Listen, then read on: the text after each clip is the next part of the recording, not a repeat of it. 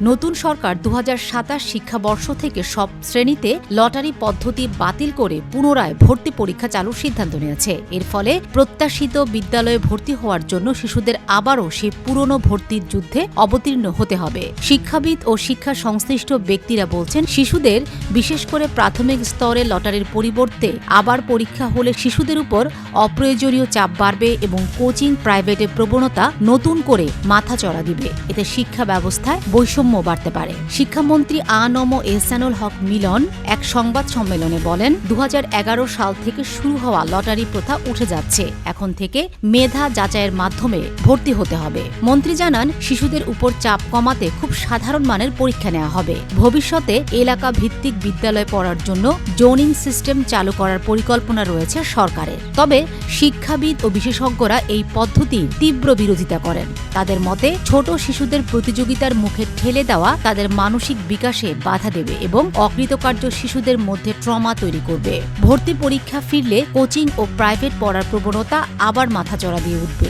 যা অভিভাবক ও শিক্ষার্থীর জন্য বাড়তি বোঝা।